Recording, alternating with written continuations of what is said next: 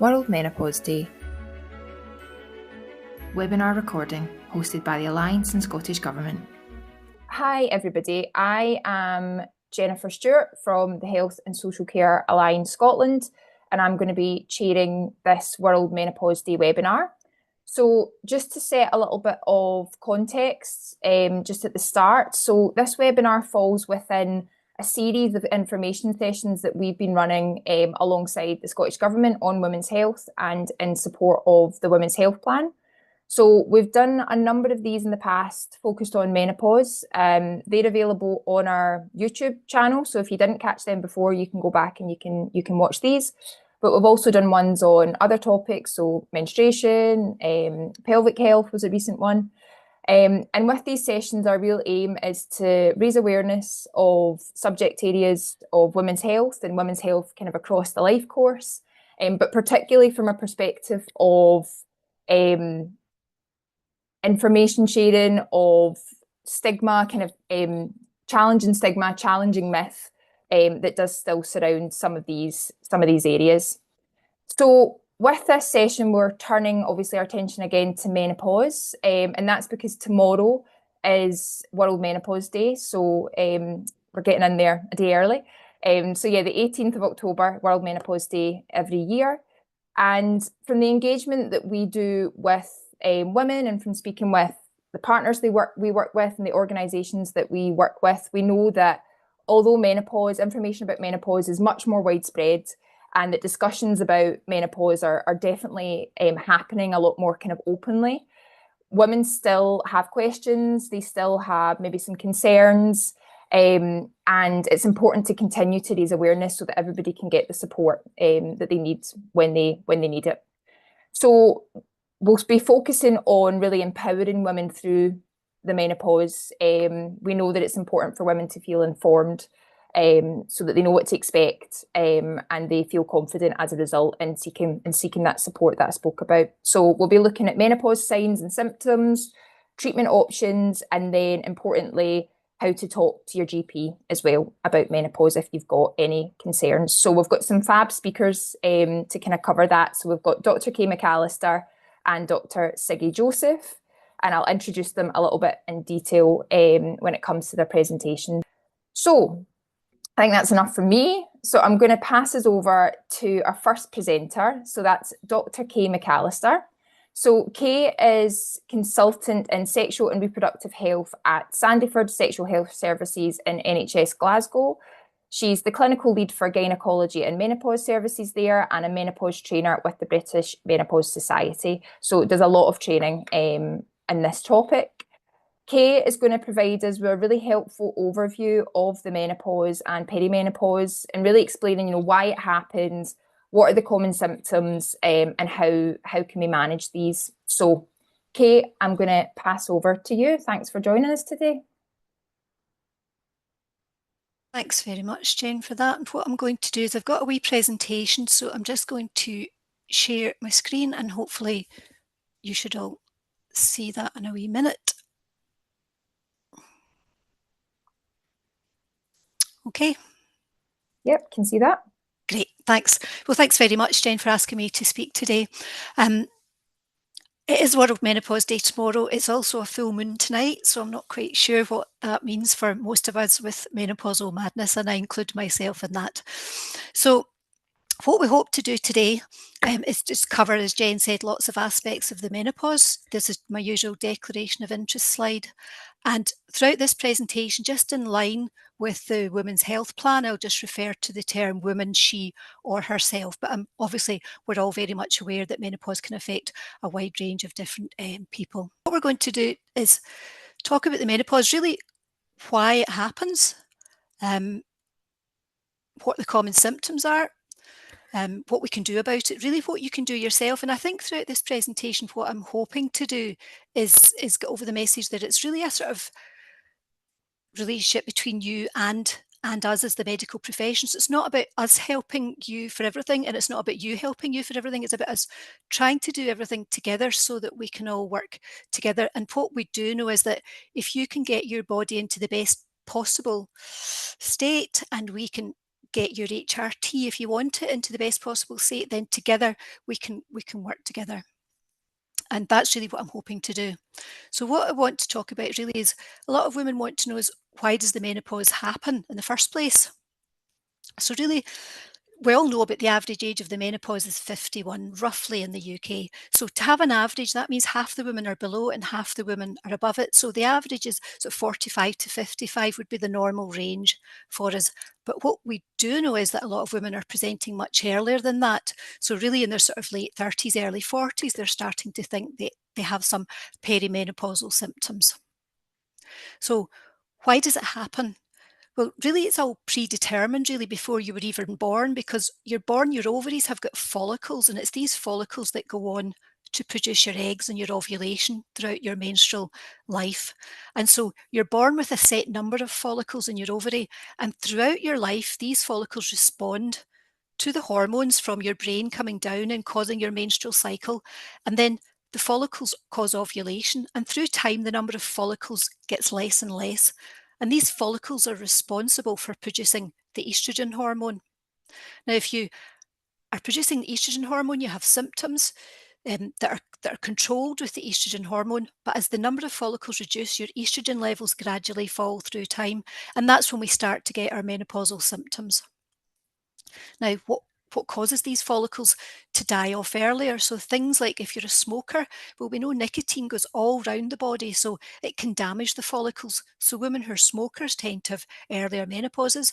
People who've had a long menstrual life will have an earlier menopause because they've used up far more follicles with their ovulation. So if your period started when you were very young, or you had a very late menopause, then you're going to have an earlier menopause because of that, because you've got less follicles.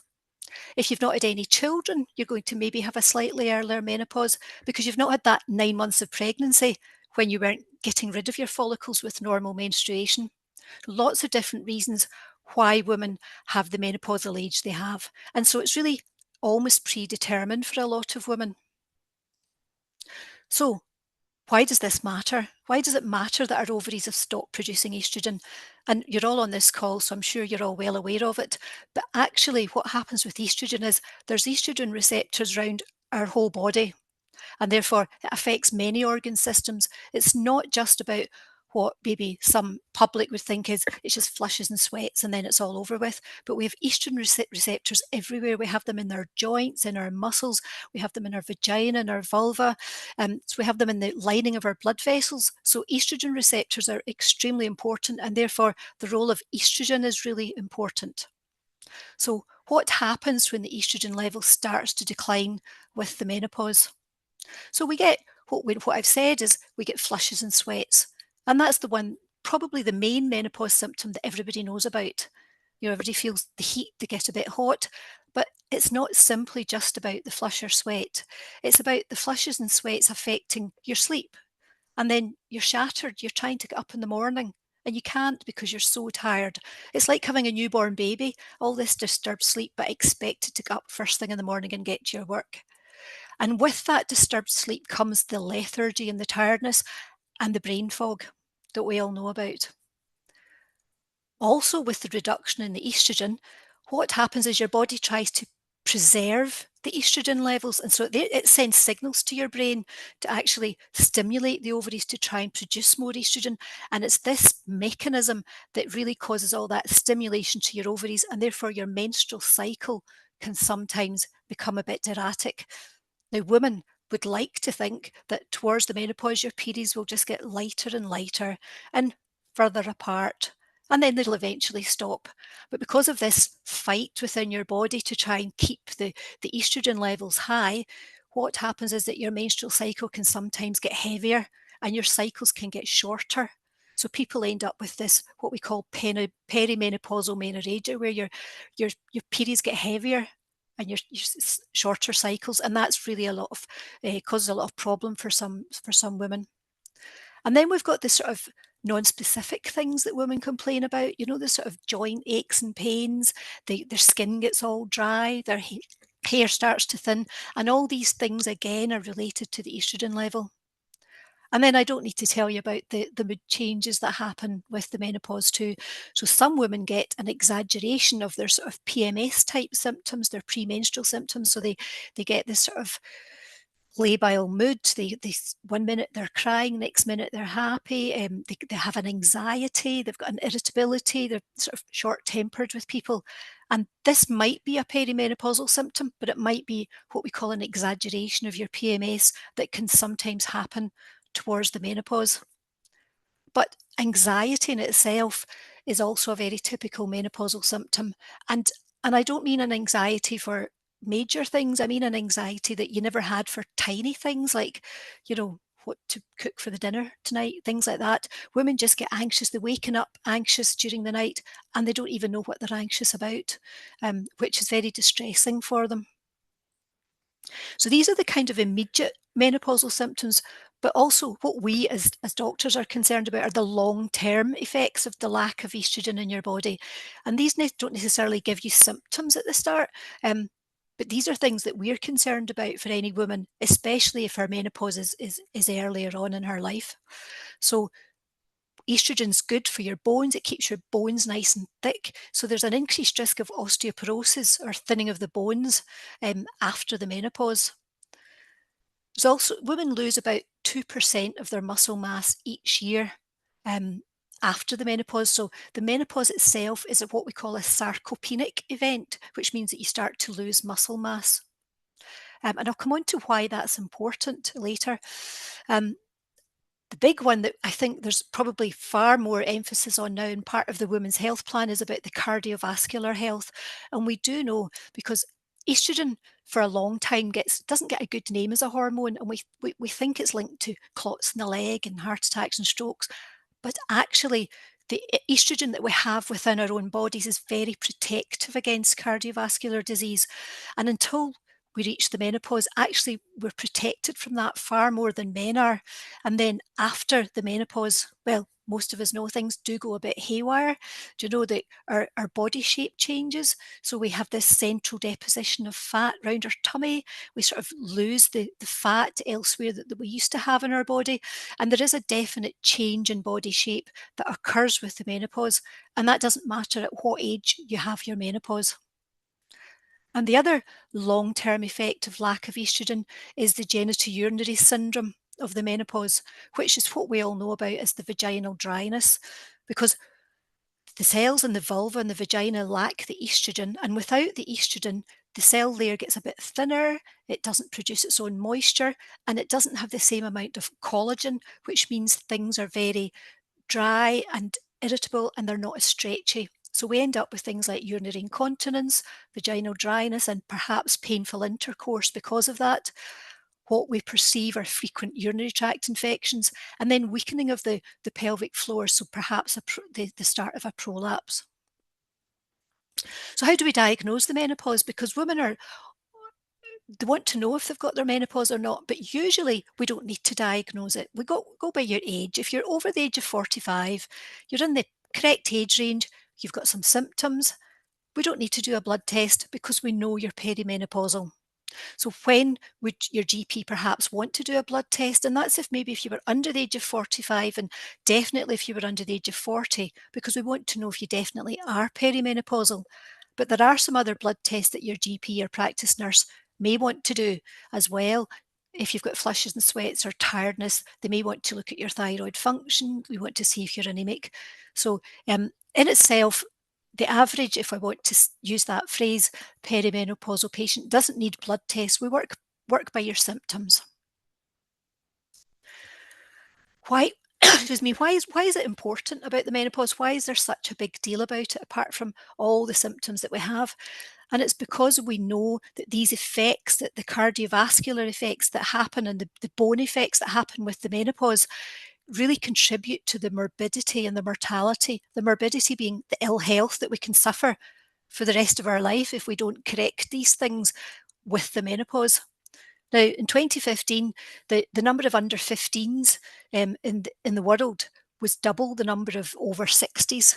So it was a kind of younger population, but it's projected by the year 2050 that the number of under 15s will be exactly the same as the over 60s.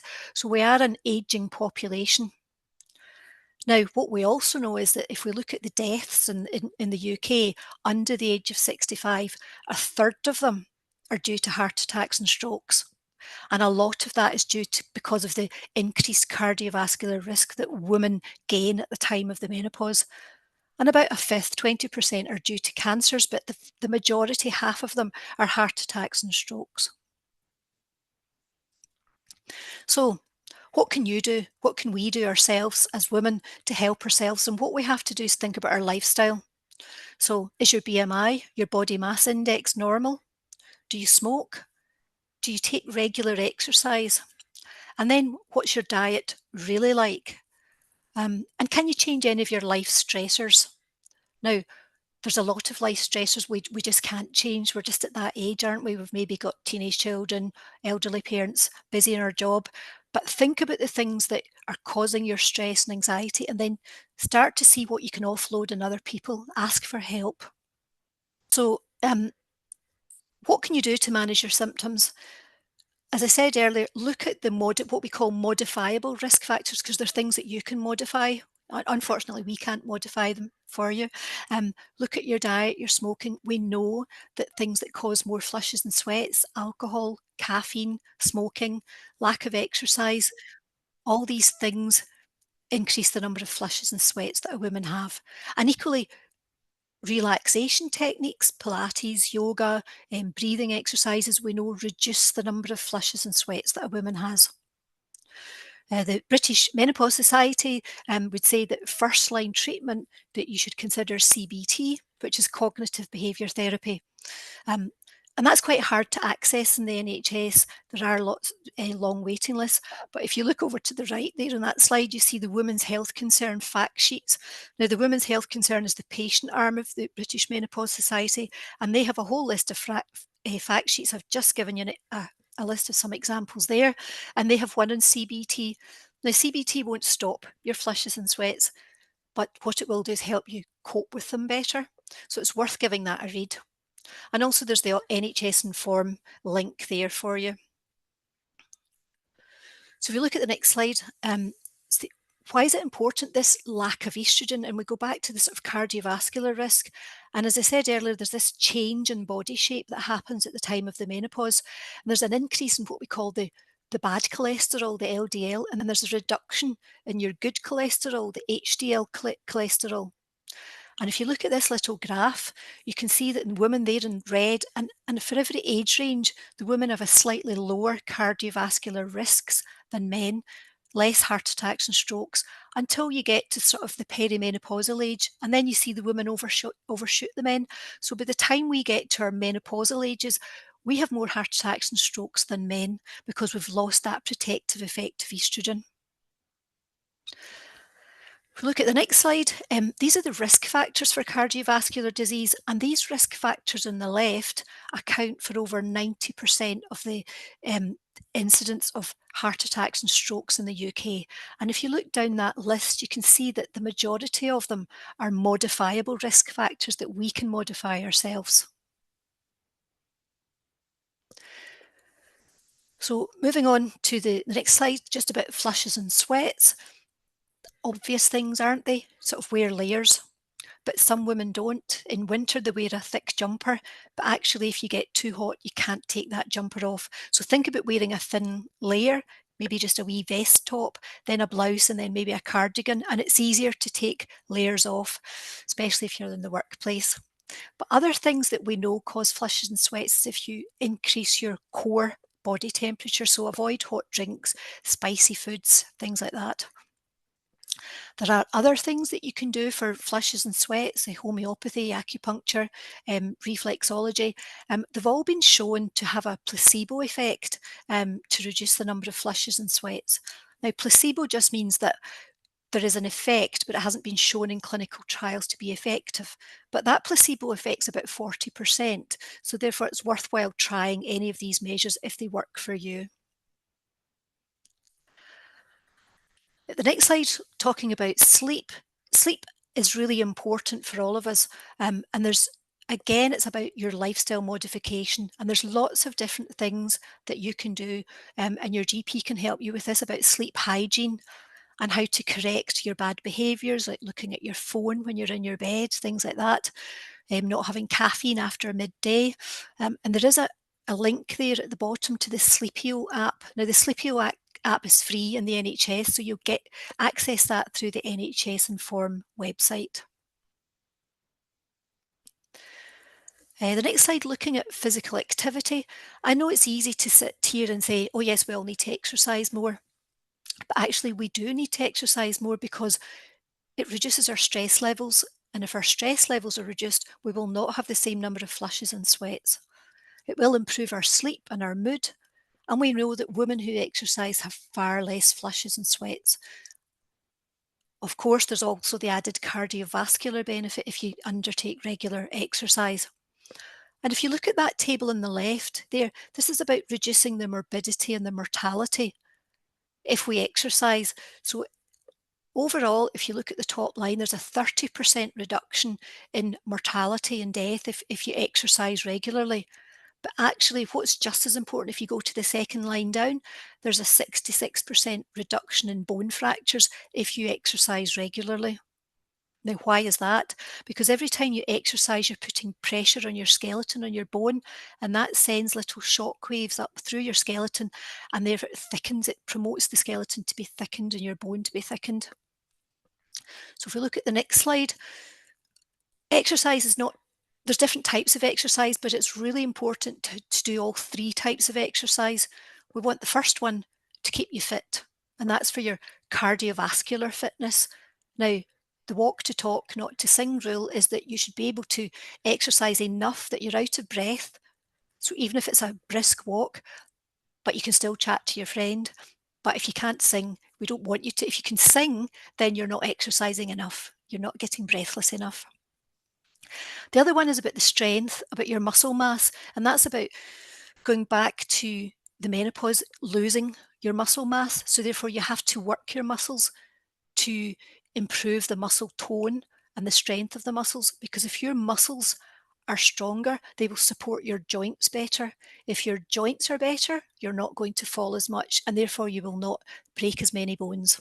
And the morbidity associated with thinning of the bones and broken hips and wrists is huge. So one of the advice is the toothbrushing tip. So when we have to brush our teeth for 2 minutes, then you should stand on one foot, the right foot, for a minute, and then swap over and stand on the left foot for a minute. And that's trying to improve your core strength. And that's a very easy thing to do that we can all do every day. But it's not just about your skeletal muscle, it's about the muscles in your pelvic floor as well. So you want to keep them good. And there's the link there for your pelvic floor muscle exercises from NHS Inform. And lastly, the last type of exercise is about your flexibility. You want your joints to be nice and flexible. And again, think about things like yoga or Pilates. So next slide just tells you what you need to do for your bone health. So it's about your weight-bearing exercise, which can just be walking. Make sure you've got enough calcium and vitamin D, because your body needs that to promote bone growth. So moving on lastly to HRT.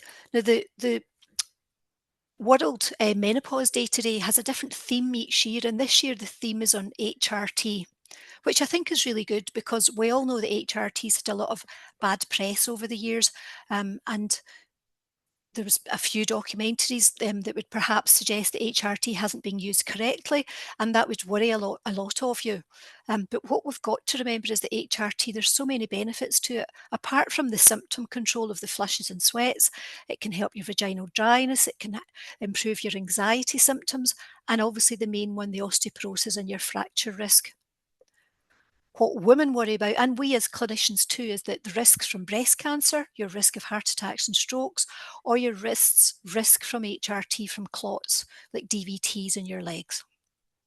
So if we look at the next slide, this is looking about the lifestyle risk again and the breast cancer, because women are worried about taking any kind of hormones because of their breast cancer risk, understandably. But trying to put it into perspective, if we look at there's things that you can't change. We know as you get older, your breast cancer risk will increase. If you've got a family history of breast cancer, especially if there's a genetic component, you can't change that at all. If you've had early periods or a late menopause, you've been exposed to estrogen longer than other women, you can't change that either. Or your height. Taller women, strangely enough, have an increased risk of breast cancer compared to those that are not as tall. But things you can change: obesity, your BMI increases your risk of breast cancer 1.6. That's nearly 1.5 times more than the average patient. Alcohol, 1.5 times. Your late first pregnancy, so almost twice. So if you delay a pregnancy, and again, that's usually out with most of our controls. But HRT, if you take HRT for more than 5 years, it's 1.35 increased risk. So it's not as great as you're being overweight or drinking alcohol. Now that alcohol is 2 units a day. So it's about 1 house glass of wine a day. So it's not a huge amount that increases your risk. If we look at the next slide, we're looking at HRT options. So HRT, you can either just use it locally, which means into the vulva, the vulval skin, or into the vagina, or you can use it what we call systemically, which means round your body. Now, systemically can either be estrogen only, because we know it's the estrogen that you want to control all your symptoms, or it can be combined, which is estrogen and combined with the progesterone hormone. Now, within the combined, there's 3 different options. It can be cyclical, it could be continuous, or it can be a hormone coil, a levonorgestrel coil with your added estrogen. And I'll come on to why you would use the different options for each of these. But on the pictures on the right here, you can see these are the different sort of vaginal estrogen options for you. So on the top there, you've got vaginal cream, estrogen cream, that you can use either into the vagina with the little applicator there, or you can put it on your vulval skin. On the left, top left, you can see the tablets that you can use into the vagina, and they release a tiny dose of estrogen. On the right at the bottom, you can see a little flexible ring, and that can be used, inserted into the vagina, and that's left there for 3 months and changed every 3 months. And then in the bottom left, you've got Invagus, which is a sort of another pessary that you put in. It's a waxy one that you put in, a bit like a suppository, but you put it into your vagina. So these are all the kind of vaginal options. And if we move on to the next slide, you can see that you can have the hormone coil. So the hormone there, the picture in the middle, is the coil sitting in the uterus. And what that does is it releases a tiny amount of the hormone each day, and that protects the lining of the womb. So you would need this obviously if you still had a uterus. But then you have to add in your estrogen after that. So you've got different choices. Top left there, you can take estrogen tablets. Bottom left, you can see the gel that you rub the gel on in your inner thighs or your shoulders. And the top right, you've got estrogen patches that you usually put on your tummy or your buttocks or your top of your thighs. And then in the bottom right, there's an estrogen spray. Now that spray goes on your inner forearm. So they're all slightly different in their application, but they all provide the estrogen that you need. So going back to the beginning, do you take HRT, or do you change your lifestyle, or do you do both? And I would say if you're wanting to use HRT and you can, then do both, because we know that HRT risks will be much less if your body is in better health, and you will feel better if you get your own health in order as well. Then you will feel better and you'll gain so much more benefits from your HRT. So think again about your BMI, think about your smoking, your exercise, what your diet's like, and think about your stressors. Even if that stressor is that 1 night or 2 nights a week somebody else makes the dinner, then it's not you that's thinking about it.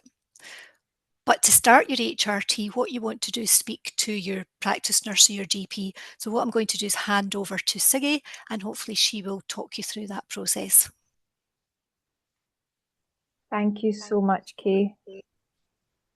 I'll just wait for your slides to come down.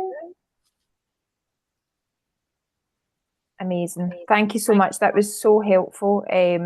Real kind of clarity there. I think so many people now will just have a better awareness of what to expect, how to manage it, and really appreciated the really practical tools as well. I think that's, yeah, you're getting a lot of love hearts and thumbs up and clapping hands come up. So yeah, thank you so much, Kay. And I'm just going to bring Sigi onto the screen now and introduce.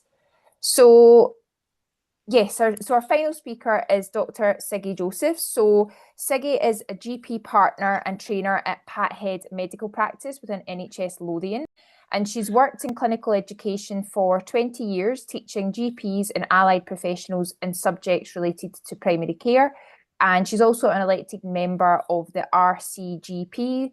And within that role, kind of had a real input into the development of the Women's Health Plan. So I'm just going to pass over to yourself, Sigi, because we've got all that information from Kay. And yeah, how can we then take that knowledge when we kind of speak to yourself and your colleagues? So over to you. Hello, good afternoon, everyone. Thank you for inviting us to speak. And it's really fantastic to see so much interest. And I think Kay will agree that year on year, we're just seeing much more awareness, understanding with the public and clinicians and friends talking to friends. And I think that can only be really positive for the health of all of our women at this stage. So it's a real pleasure. I was just going to spend 5-10 minutes on talking about what you can do to optimize your consultation. And I've put primary care consultation because in lots, every surgery has different makeups. And so I recently met an advanced nurse practitioner from the West Coast who's doing all the menopause consulting for that practice. So it's firstly, who is the clinician that you might see in your primary care team? And I think it's so useful to have Kay walk through what is it, what are the symptoms, and also the key parts to what we can do for ourselves and how we can manage that with the medical team. So if you can go to the next slide, please. I've literally just got 2 slides. So a lot of us can feel like this, and I saw this slide and I use it in some of my other teaching, and I just thought that is just every one of my friends at this age and stage, all my colleagues, and and I think this is the important part as well around what Kay's talking about the symptoms that we're aware of with our perimenopausal time, but also those hidden risks, our bone strength, our cardiovascular strength. These things are all happening while our hormone levels are changing. But meanwhile, we're also doing all of this. So many of us will have maybe even young babies, maybe teenagers, university-age children. We'll more than likely have elderly relatives that we're trying to look after.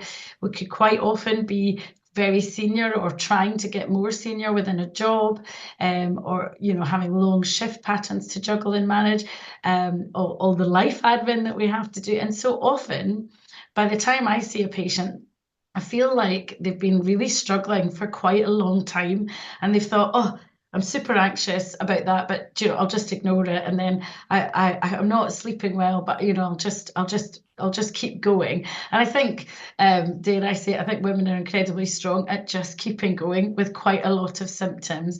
So all of this awareness that we're doing, I think, can only empower us to come forward and maybe think, oh, perhaps I am having perimenopause, and maybe I should get some help and address these symptoms and try and make some changes. Because as we've mentioned earlier, there's the hidden risks, around our heart strength and bone strength, and generally coping with a busy life. So I really urge you to recognise if you're experiencing any of these symptoms. And if you can go to the next slide. And then if you start to think, yeah, this is me, I'm starting to have quite a few changes. So lots of women will have the period changes, and that's a bit more frank, it's a bit more obvious. Sometimes it's the more subtle feeling anxious, as Kay said, over minor things that never would have perhaps bothered us before, or that brain fog. And sometimes I think patients think, oh, I'm just not as good at my job, or I'm just, I'm not firing on all cylinders, when actually they're experiencing anxiety or sleepless nights that are causing, more kind of the next day to not be quite functioning as well. So do, first of all, try and reflect on yourself, or if you're talking to a friend or peer at work who's talking about some of these symptoms, it's worth thinking, actually, I think I might be perimenopausal. I've put there, it's useful, so I'm going to do it in two opposite order here, but sometimes when you start to think, okay, I think I am perimenopausal, A really useful tool is to try and map some of your symptoms and think, even if you're just kind of clocking them in your brain, if you feel you don't have time to use any of these apps or write them down, just start to think, actually, what's happening? Is this just happening at random with the brain fog or maybe the poor sleep, or is it quite consistent? The same with things like joint pains. If your periods and your bleeding's really changing, it's very useful, I think, particularly because getting an appointment in primary care is difficult, because under the pressures we're under. It's quite useful if you've had to think about what's happening with you, and even better if you've mapped it for some time. And the NHS has a really good symptom tracker. So I hate to tell a busy person, go off and do this diary, but even if you spent 5 minutes at the end of the week thinking back over your week and thinking, okay, yes, on Monday I felt a bit like this, and try and just do that, so that when you go to see that clinician, you've got quite a strong idea of what's happening. When you go to book with the GP surgery, so another aspect that I work with a college on is workforce pressures and primary care pressures. And so I know more than just the same as all of you do, it can be difficult in some surgeries to get that first appointment. And often by the time you're phoning, you're feeling really desperate and you're saying, I just want to speak to who's on call that day. But often it's better if you maybe speak to your reception team and ask them, say it's a perimenopausal or menopausal consultation I'd like to have. Let them signpost you who is the best nurse, advanced nurse practitioner or GP to see. And even if that means waiting 3 to 4 weeks, it's often better if you can, if you're not in too much distress, it's really worthwhile waiting for that appointment. And while you're waiting, map your symptoms and continue to map your symptoms, so that when you see that person, it feels like a really valuable appointment for you. And you're speaking to a primary care team member who really knows their stuff, knows your options, and can get treatment started if that's what you're going for, there and then, or quite quickly. When we're looking at you coming, it's again useful to have your symptom mappers. But another useful thing is if you've done either talking to friends or family, or even just that little bit of research. NHS Inform has lots of good information. Menopause Matters is really, really good. And try to do a little bit of background reading or talking to trusted friends or family around what you think might suit you. And that's because when you come, once the clinician has looked at your notes, we've got a good idea of your past medical history and what options you have. Then if you've got a bit of an idea about what you'd like to try, it can make that run quite smoothly. Lifestyle changes, I was delighted to hear Kay talk about them in depth. And I think if I was to take home one message, it's really that idea around definitely having a look at your week and think, we're not talking about perfection with what we eat and drink and exercise every day, but we're trying to make some changes towards better cardiovascular health and better health. And that can be really hard if you say to somebody who's feeling anxious and exhausted, and maybe perhaps a bit low, and reaching for the chocolate and the wine at the night is preferable to saying, right, I'll go out for a walk. And I know that as a clinician, and lots of primary care team that see you'll say, look, we know it's difficult when you're feeling rotten with lots of symptoms to go out there and say, right, now completely change your diet or your physical activity. So another take home is really make one small change and try and keep that up. And then make another small change. And I know, because for 20 years I've been seeing patients, and Kay will be the same, who's been saying, once you make that one small change, you start to feel a little bit better. And then you think, okay, maybe I can make a second change. And simple things like around the sleep, that caffeine, maybe drop 1 coffee a day, then bring your coffee earlier. And before you know it, it becomes a habit. And the lifestyle changes, as we've heard, are really important to get you feeling better, but also for that cardiovascular risk, for thinking about our blood pressure and really thinking about the signs and symptoms that we don't see that are on the inside. And I think that graph that Kay shows with our cardiovascular risk steeply rising when we're in our perimenopause and menopause, it's really important to think about that. The other thing is, and this is, I've got friends and patients who'll tell me, oh, I didn't want to phone and book with the GP because I knew you were going to tell me that I was overweight and I needed to stop drinking. And so I think there's a bit of that fear, if you're maybe not at your optimum health, that you're going to get a lecture. And I would hope, and I mean, I certainly would never lecture anyone, but I would hope with the increased understanding with primary care clinical teams, that we would never lecture someone saying you need to do all of these things at once, but slow, steady steps towards better health is really valuable. And that's where as well, maybe if you're needing HRT and you're suitable for it, that can really help you, because when you start to get a bit of a better sleep and some of your hot flushes have settled and you're starting to feel globally better, I again feel that women often will think, okay, I want to do more exercise, I want to see friends, and our mood lifts, our relationships at home can lift as well. So there's a bit of time where you can make some changes, and then you can speak to the doctor or nurse around what prescriptions would be suitable for you.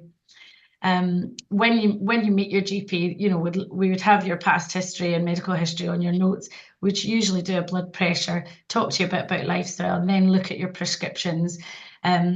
And when you start that first prescription, it's recognizing that you might get a few side effects, and it might not be that you go on the first one and it's perfect for you.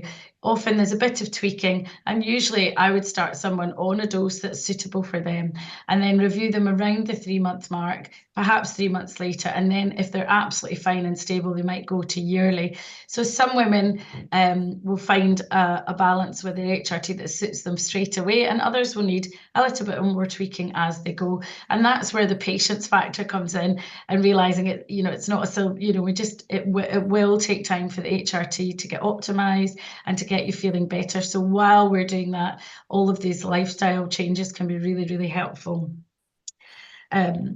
Within your surgery as well, if you, for example, if you are a patient that perhaps is a bit more complicated with past medical history, or you know, any medicines that we might not be sure, if the clinical team in the primary care team isn't sure, in every single health board now, as part of the Women's Health Plan, there's a menopause lead for every health board, and there's a menopause clinic that we can ask secondary care. So we might email someone like Kay and say, this is the patient's presentation, these are the past medical history, what do you think? And that can take a bit of time as well. So it's having the patience around that, and just thinking of the steps that you can continue to take in the meantime. I think really the other thing I haven't popped on there, but I just wrote down here, is to remember about contraception as well. So HRT is not contraception unless you're having that levonorgestrel coil that Kay mentioned. So some women might need a contraception discussion as well when we're looking at what to prescribe them. But for me, it's really, although if you think back to that picture when we're really, really overstretched and we're really busy, we just put our own health needs often at the bottom, but there's that real window of opportunity in those perimenopausal years to try and make some changes for ourselves and look at HRT and medications that might help to really optimize our health going forward. So that was all I was going to say. I think it was 15 minutes on the dot there. Thank you so much, Sigi. Again, lots of claps and little love hearts coming up the screen there, and there's quite a few people in the chat that have said that they just really appreciate the presentations today. There's just been so much information, so thank you so much. And I think it was really helpful, particularly Sigi there, when you were speaking around HRT dosage and just tweaking things and finding the right one, and it might be a bit of trial and error, but you know, with in that kind of conversation with your GP, you can kind of get to the right thing for you, because there was a few questions that kind of came up around that. So I'm just looking at the time. I'm just going to bring Kay back on the screen. So I'm just looking at the time, and it's flown in. We've only got 10 minutes for the Q&A, but I think it's just been such a benefit to really get the information from yourself. So we're not going to have time for tons of questions, but I'm just going to pull a few out of the chat. And I think to start, obviously HRT is the theme of this World Menopause Day tomorrow. So there was a few questions just around that. One is around the kind of ideal, you've both kind of touched on it a little bit, but the ideal window for taking HRT. So there's somebody that said, you know, they're pretty post-menopause at this moment, but they're aware obviously of the protective, you know, the benefits of taking HRT for things like bone health and brain health and things like that. So is there a window there in terms of the time that you really can start HRT to see those kind of benefits, the kind of long-term benefits, rather than the benefits of managing symptoms? If either one of you want to come in with that. Yeah, I'm quite happy to answer that one, Jen. Can you hear me okay? Yep. Yep. So we talk about, you maybe see this if you read about HRT, it's called the window of opportunity. And it's really that time when we know that adding in estrogen will be beneficial, especially when I mentioned the estrogen receptors in the lining of your blood vessel. So estrogen will keep that lining of the blood vessel nice and healthy, which means that you reduce the risk of plaque formation and your thinning of the vessels, which leads to heart attacks and strokes. But what we do know is that through time, with the lack of estrogen, your blood vessels get more unhealthy, and there's what we call plaque or atheroma formation. And then adding estrogen into that mix actually makes it worse. So what we do know is that this window of opportunity, where if you start HRT, it keeps things nice and healthy. But if we start HRT much later on in life, especially if you're over the age of 60 and it's been more than 10 years since your last period, then we know that HRT will not help you from a cardiovascular risk point. It will not improve your cardiovascular risk. Okay, that's really helpful. Sigi, have you got anything to add there? Again, Kay can come in if yeah, around that, also that bone health, because in those, when the perimenopause, that's when our bone thinning is really ramped up. So again, that's that window of when we're starting to have quite a lot of those perimenopausal symptoms to help with that. So yeah, I would agree on the cardiovascular and just thinking about bone health as well. Yeah. Perfect. I should also say to people is that we did a session in February this year on women's heart health. So there's some information there, and I'll send round after this this session an email with various different links, so you can check that webinar out as well. Another question that's came in is around, so if you are, say, in your mid-40s, late 40s, and you're taking hormonal contraception, can this impact you kind of noticing any perimenopausal symptoms? And then also kind of attached to that, when is it, if you're not wanting to get pregnant, when is it safe to stop your hormonal contraception? And again, whoever wants to jump in on that first. That's a really good question, and I think lots of people, because it is confusing, why do you still need contraceptive hormones if you've got other hormones? So with a lot of women, some women are on the combined contraceptive pill, and you can only stay on that.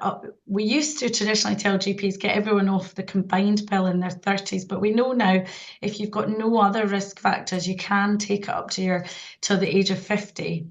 And I do feel, and Kay can set me right on whether she agrees or not, I think actually women that are on the combined pill often don't get as many, the symptoms for perimenopause can be quite well controlled.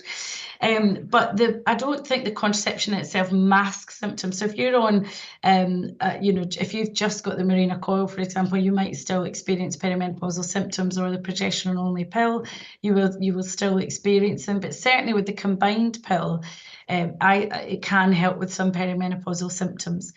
When Kay was talking earlier about that exaggerated PMS, and I definitely see that where you get patients that kind of feel they're still getting those cycles, but they're getting really pronounced PMS. Some of those patients, if you're shutting down their cycle by giving them a contraceptive, maybe that settles that side of things down. I don't know if that's explained clearly enough, but sometimes if it feels more PMS than perimenopause, you can try something like that. But if you've still got perimenopausal symptoms, and we should be thinking about that, again, back to that bone health and cardiovascular health. And in terms of stopping contraception, they say kind of 54 really but again, it's around that discussion of risks and benefits for the patient. Do you have anything to add there, Kay, on the contraceptives and recognising symptoms? Yeah, really just if your periods have stopped and you're not an HRT, then they have to have been stopped for 2 years before you stop using contraception if you're under the age of 50. If you're over the age of 50, you have to use contraceptions for another year after your last period. Yeah. These are the guidelines. Yeah.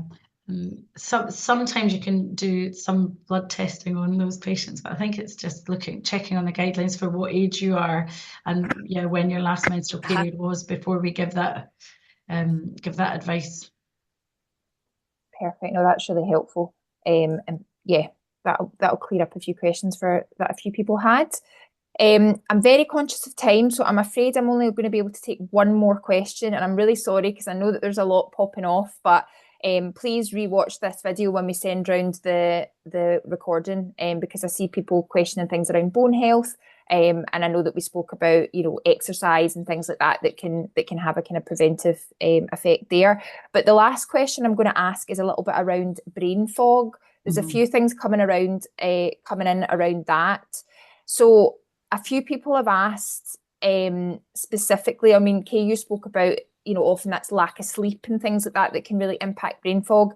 But a few people have asked if there's any form of, for example, HRT that really helps to tackle brain fog in itself.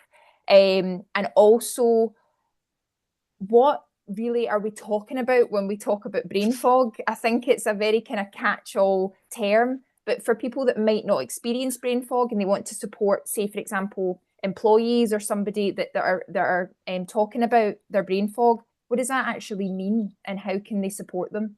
Yeah. I think some people think they explain brain fog as not being able to remember people's names that they work with or things that they do every day. They've just forgotten the name for it. But if somebody told them the name, they know exactly that's it.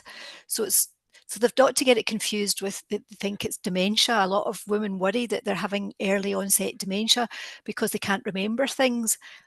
But it's different completely. Sigi, you maybe as a GP better explain that. But brain fog is just totally not being able to remember things and think in people's names and but we know that HRT can help. There's no specific HRT that will help.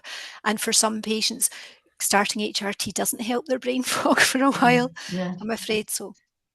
I would agree with that in that there's no perfect HRT. It's just what suits the patient the best and what one optimizes their symptoms. Because I think patients will sometimes come and they'll say, I want the best HRT. And so they'll say, well, actually the best one is the one that you can, you know, comply with, is working well, you've got less side effects. And I would agree with Kay that brain fog is more, you're in the middle of something like this, a presentation, and you suddenly think, what was I going to say?